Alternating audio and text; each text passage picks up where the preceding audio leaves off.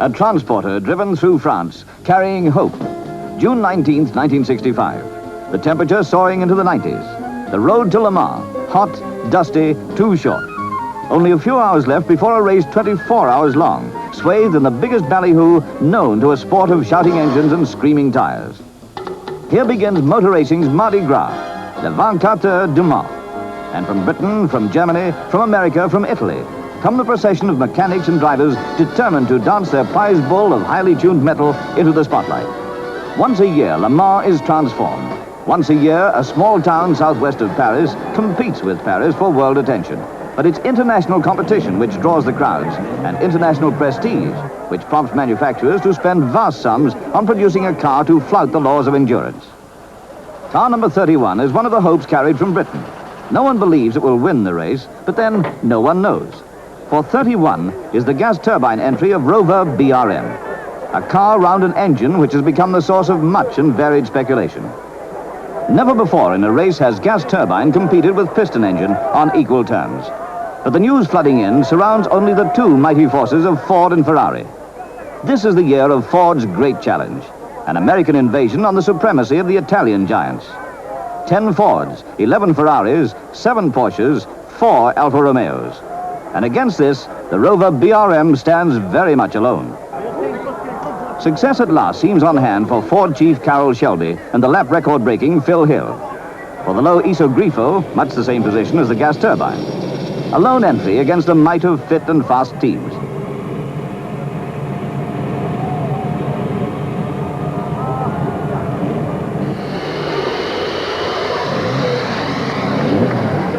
Against the long-established piston engine, no casual observer can relate his admiration for brilliant mechanics with the gas turbine. For here is a world where admiration is certainly an extension of knowledge. And the knowledge of most stops short of the principles through which this car is powered.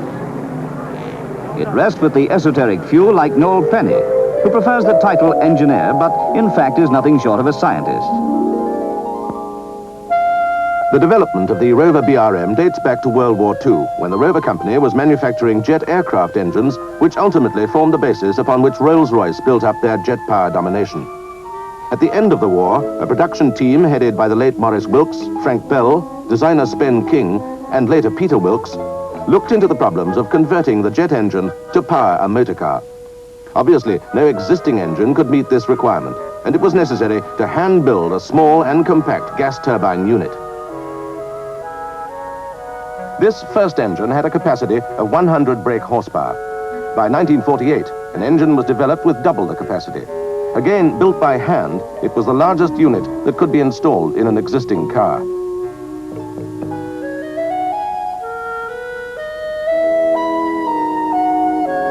The car, in effect, was a straightforward production model with the roof hacked off. And it was this strange alliance of gas turbine engine and businessman's limousine which in 1952 achieved 152.9 miles an hour and established the first official world speed record for gas turbine cars. Jet 1, as this car was known, was of course the first car in the world to be propelled by a gas turbine engine. In 1956, a sports saloon was specially designed round a gas turbine engine rather than pose the problem again of fitting the engine into the space provided by a production vehicle. T3, as this second gas turbine was called, was the first truly demonstrable product to follow the formation of the newly floated Rover Gas Turbine Company. Above all, it emphasized the inherent desirability of the gas turbine engine as applied to a motor car.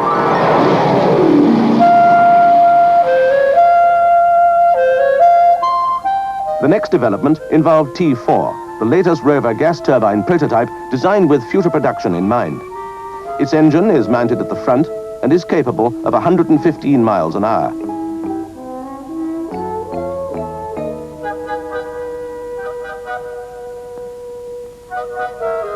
Despite the brainpower connected with gas turbine development, the greatest advantage it has over its piston engine rival is simplicity. Neither clutch nor gear change are needed. By its nature, the car incorporates perfect automatic transmission, and compared with the conventional engine, there are very few moving parts. But there were headaches. One in particular, which threatened to squash pride puffed up by a British gas turbine car, fuel consumption.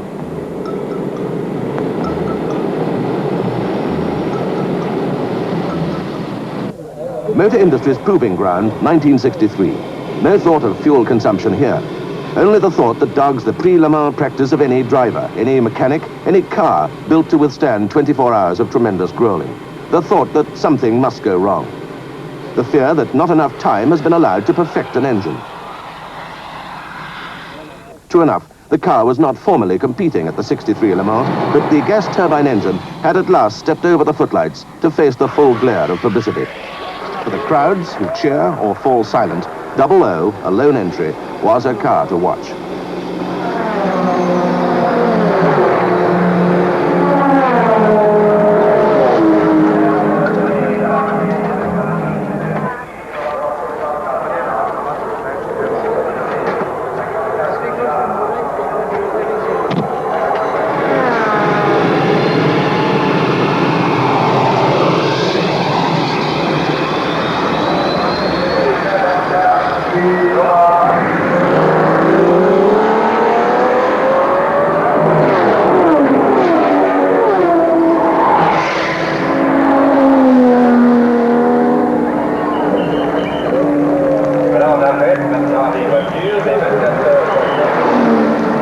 The end of the race found the gas turbine conclusively proved.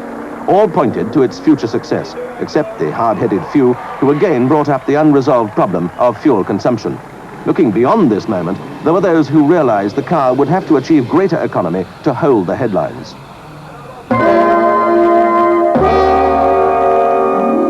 In 1964, a new Rover-BRM was built to face the rigors of Le Mans. Again, Graham Hill was at the wheel. But this time, during practice, the car's engineers were concerned with more than completing the course. They wanted this achieved with the rate of fuel consumption halved. Basically, the gas turbine engine takes in cold air, compresses it, and adds enough energy through the fuel to transform the air into a searing blast, which eventually drives the windmill-like power turbine. In turn, the turbine drives the car's wheels, and the hot air, now in the form of exhaust gas, is lost into the atmosphere. It is this loss of energy which costs so much in terms of fuel consumption. It's the method by which that energy can be recovered that exercised the abilities of Noel Penny and his team after the 63 Le Mans. Although this problem was solved with the 64 car, it was withdrawn from the race. There was simply not enough development time to guarantee a repetition of the 1963 single-entry success. For the third Rover-BRM, but the first to take on the field as an official competitor, Noel Penny can afford to hope.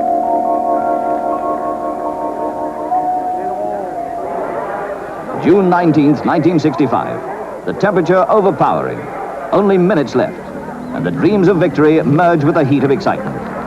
The sleek Dino V6, destined in this race of 24 hours to last for less than 24 minutes.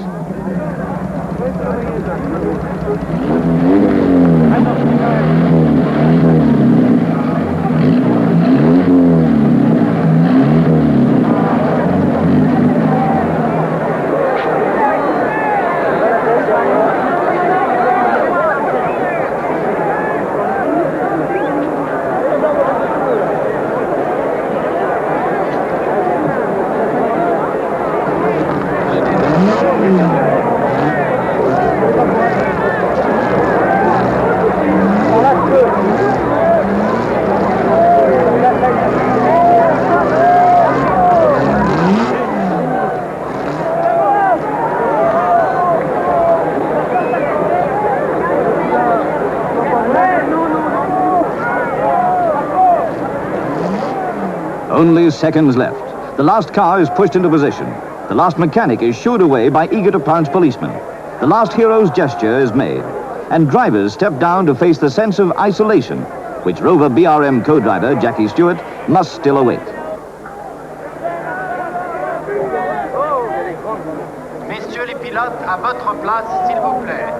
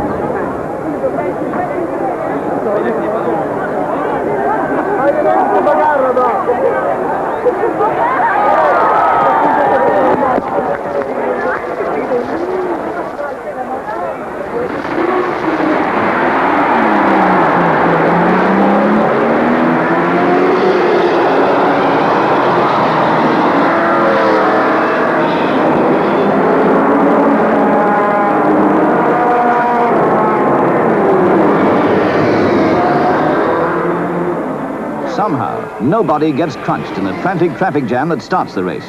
A field of 51 and already in front are 2 Ford GTs. But Hill is happy. The Rover-BRM is whistling all's well.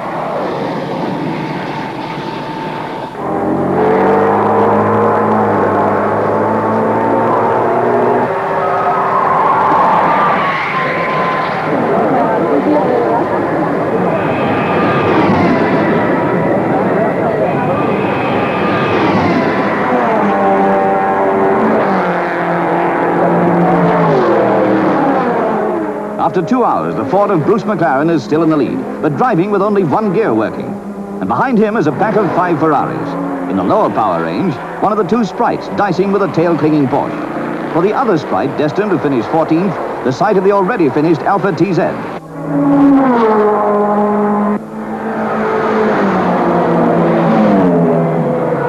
At this stage, the Rover-BRM, again a single entry, is 31st, hissing steadily round for lap after lap. But as expected, proving no match in sheer performance for the more highly powered cars in the 2-litre class. But in its unequal struggle, the gas turbine is impressively uncomplaining, to the point that recalls those earlier headlines. A Sunday saunter at Le Mans. But it's still Saturday, and Graham Hill leaves the car to the ever-growing skills of Jackie Stewart. And the time it takes to refuel, clean the windscreen, conduct a quick but thorough check of possible race-worn components is counted in seconds. What began as a routine pit stop is suddenly changed into an emergency. The car, of all things, is overheating. For the Rover-BRM, that grim thumbs down could be permanent. At moments like this, when only 2 mechanics must work at breakneck speed, drivers lose their importance. The car is returned to the hands of those who helped its birth, who seek now the reason why, once again, heat is a problem. They work against the clock, against the driver's impatience, against the always healthy sound of other cars pouring past. And focused on every movement are the eyes of those who can do nothing but stand and stare and think of the work that's gone before. The big heat recovery breakthrough arrived with a new material. Heat is returned to work by a heat exchanger, which formerly was an assembly of stainless steel corrugated tubes. Now a glass ceramic element was found and used in disc form. Simply, the exhaust gases pass through one side of the heat exchanger, leaving a layer of heat on the surface. Air enters the other side, and as the exchanger revolves, is heated. A D-shaped seal fits over the heat exchanger to separate the 2 sides, and as this is made of metal, it is flame hardened to withstand the high exhaust temperature. It is this inability of metal to cope with high temperature which has led Noel Penny to predict a future where whole engines are made of glass ceramic. Whatever it is that is causing so much concern at Le Mans, that concern is shared by the men who virtually cook a heat exchanger in tinfoil to ensure its faultless operation. Here, where mass production is something you reach but don't rejoice in, they like engines running right. You deal in niceties, where the word means 1/1000th of an inch or some other equally impossible fraction. And when you spend days controlling the rotation of a turbine so that you know almost within a second when it will break up, you expect to find it has broken up in the way it should break up and no other. If this is a measure of the care amounting almost to love that is practiced by the group of men associated with gas turbine development, it is a small measure compared with the vast store of knowledge built up by mounting research fever. The turbine, which successfully breaks up so that it's not split down the middle but only loses some of its vanes, is part of a defined program designed eventually to push a new sort of car into the garage of Mr. and Mrs. Jones.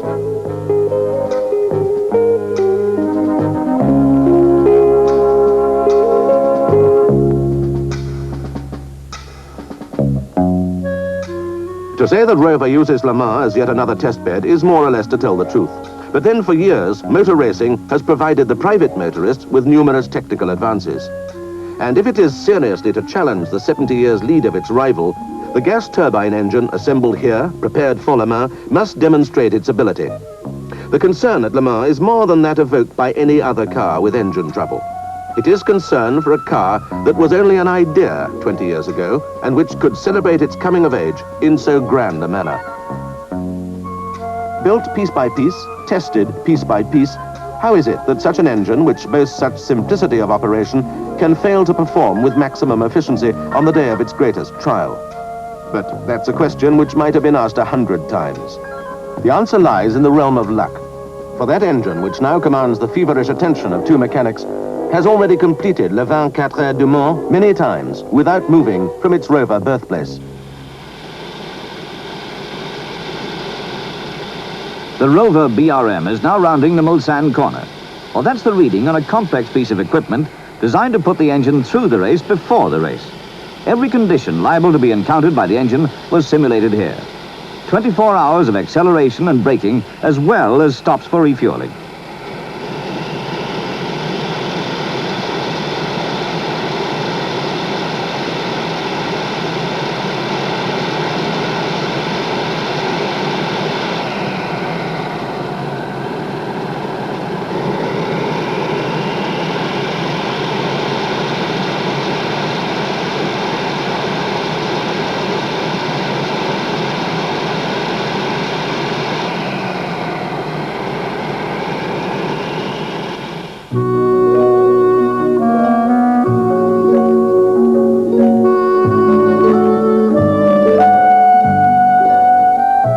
This is the history of the 1965 Rover-BRM, a car, it bears repeating, round an engine which has become the source of much and varied speculation. Here, in the English Midlands, it was number 35. Changed to 31, it carried hopes to France. The gas turbine has lain idle for 14 tense minutes. The reason for its overheating? During the early part of the race, some of the compressor vanes were damaged for reasons unknown at the time, with the result that the turbine inlet temperature was increased. Bad luck indeed when hopes were so high. And Jackie Stewart takes out a car with power cut back 13% and maximum speed reduced from 140 to 131 miles an hour.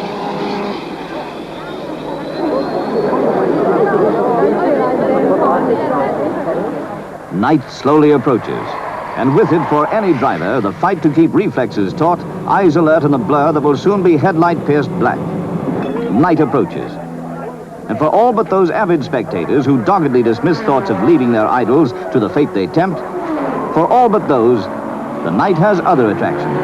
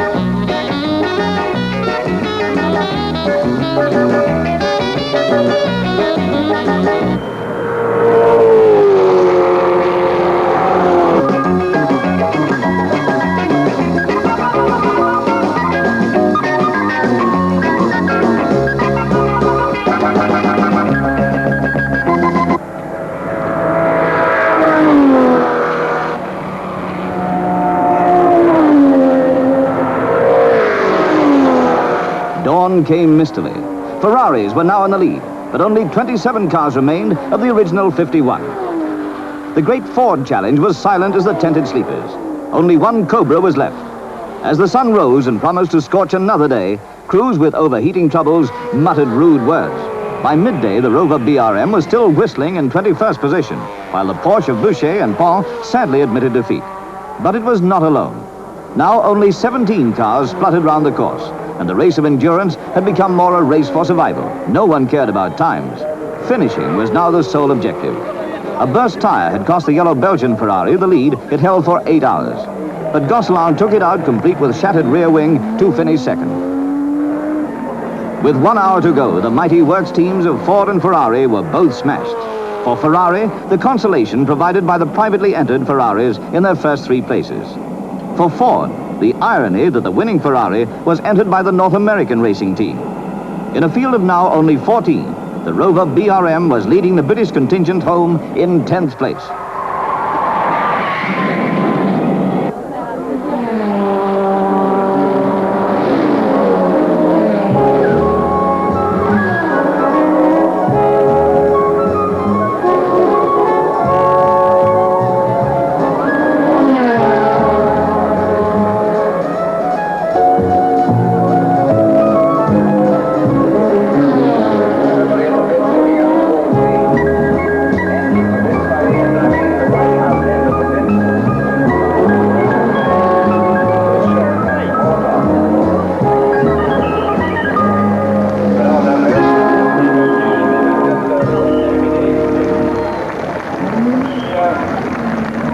Once again, Ferrari ended the race in style.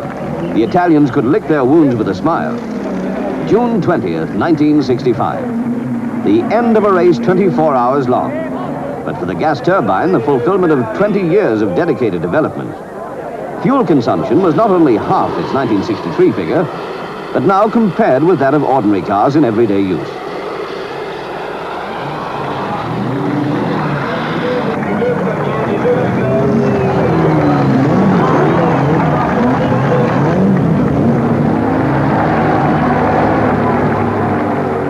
A dream come true.